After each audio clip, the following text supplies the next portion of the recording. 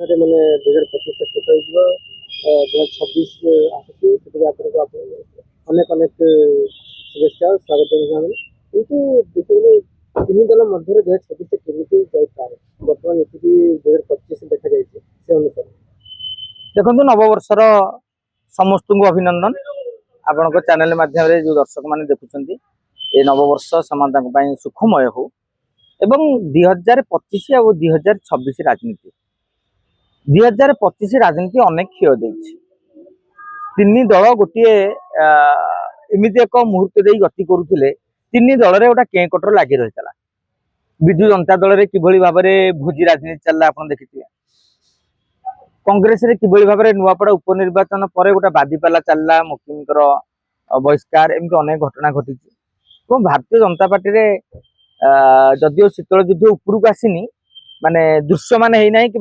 ये कहना आम दूर देखुले जे तांकर केमती भिन्न भिन्न गोष्ठी विभक्त होती सबुठार दुख थिला भारतीय जनता पार्टी नेता जे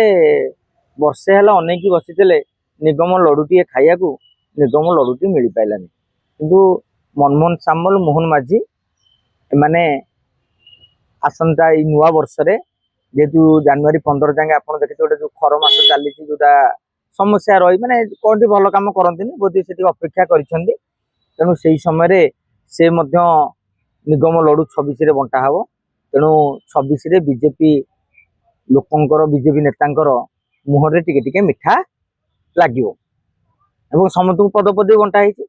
विजु जनता दल में किसी जो पांड्यान सपक्ष गोष्ठी पांड्यान विपक्ष गोष्ठी अच्छा उभय 26 गोटे मुहांमुही हेबे एवं नवीन पट्टनायक गोटे कड़ा पदक्षेप ग्रहण करिकी आर असंतोष को प्रशमित करिए बोली गोटे चर्चा आलोचना दल भीतर रोचे से पदक्षेप ने एक्शन ने कौन रिएक्शन होता समय कह आम आज कहवाटा उचित हे ना एवं जदि कांग्रेस कथा कहवा ताले नुआपड़ा उपनिर्वाचन पर भक्तदास जो बैकफुट चली जाती तेणु 26 गोटे बंधु मिलन करी से नेता को एकाठी करंतु एवं नेता माने दल को मजबूत करने आगे आसवे कारण 26 गोटे गुरुत्वपूर्ण वर्ष ये राजनीति 27 पंचायत निर्वाचन हो पौर निर्वाचन हो साधारण निर्वाचन ये 26 रु आरंभ हो जाए प्रस्तुति प्रथम 2 वर्ष जो पराजयर दरज से जाई न थाए देहरु से ग्लानीटा कमी न थाए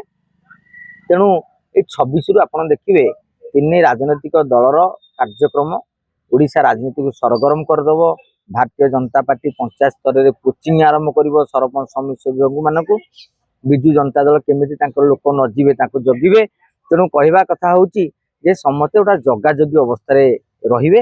एवं 26 समस्त आहरी भल हम ये राजनीति जिते सरगरम हम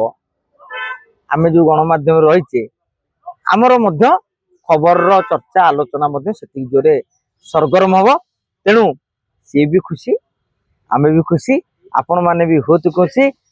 जय जगन्नाथ नवा वर्षर हार्दिक अभिनंदन।